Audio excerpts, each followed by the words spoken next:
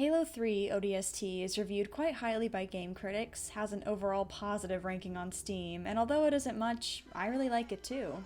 However, I've recently seen some people dissing ODST, saying it lacks atmosphere, is a glorified DLC, or is too different from the other games in the series. Yes. So this isn't necessary in the slightest. It's not like this game is universally hated or anything, and it was released over 10 years ago. But I feel the need to defend this game. I think it has a lot of charm, and it's surprising to me that it's kind of underrated. In this video, I want to explain how it sets itself apart from the other games in the series, and why it's actually a good thing. So first things first, let's talk about the story. Halo 3 ODST was released in 2009, just 2 years after Halo 3 and a year before Halo Reach. Remember when you didn't have to wait over a decade for a new game in the series? The campaign is a noir-inspired mystery story centered around a team of ODSTs, orbital drop shock troopers, crash landing in New Mombasa and getting separated from one another. The story takes place during and right after the events of Halo 2, while that whole Halo Ring catastrophe was going on. The Rookie is the main character of the game and acts as a detective without saying a single word. Besides, now's one of those times.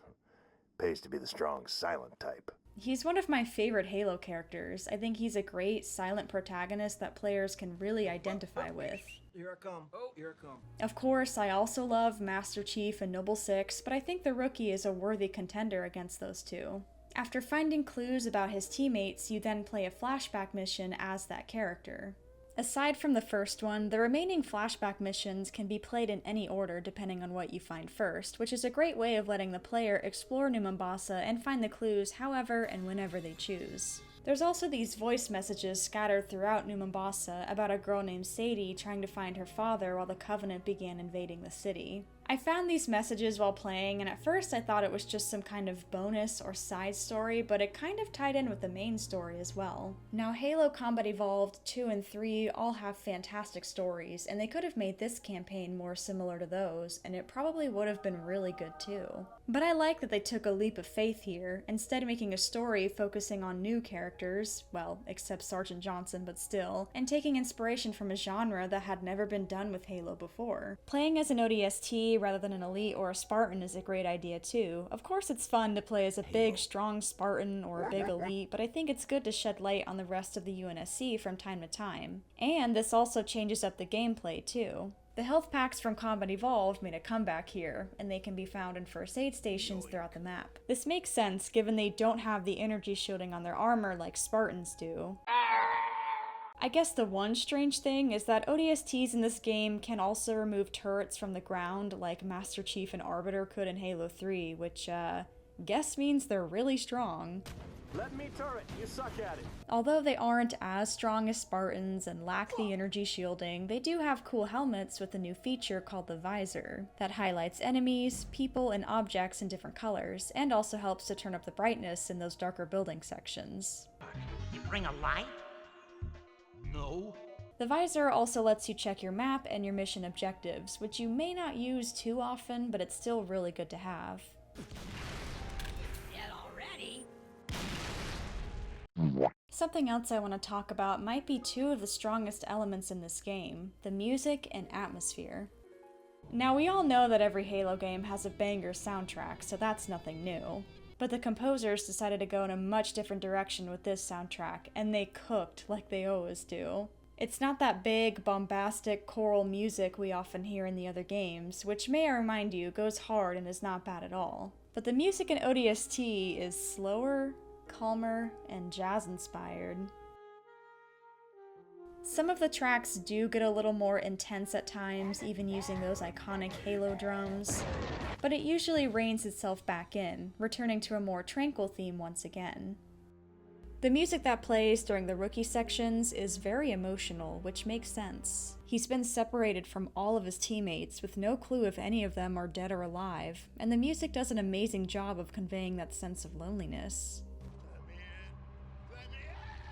The music really goes hand in hand with the game's atmosphere. We saw New Mombasa in Halo 2, of course, but in ODST we see this version of it that's dark, desolate, and rainy for the most part. Sometimes during the game you enter dark buildings with human and Covenant bodies strewn about, further playing into the mystery element and leaving the player feeling more and more intrigued. Well, that's how I felt at least. And finally, I have to mention the insanely good We Are ODST live-action trailer. Please watch this if you haven't. It's gotta be one of the best video game trailers I've ever seen. The marketing for Halo in the 2000s and early 2010s went absolutely bonkers. The Halo 3 Believe campaign, all of the products, Halo Coke and Fries, my beloved, and the other trailers released at the time, like the ones for Reach, are amazing too. But the ODST trailer is just so visceral and real, if that makes sense. It perfectly shows how ODSTs are literally dropped into these extremely dangerous missions, and even though they're very specially trained, it's still very common for them to die in battle because, you know, they're still just humans. The trailer is a bit more serious than the actual game is, but I think they both have the same general feel of hopelessness and loneliness, but still persevering against all odds.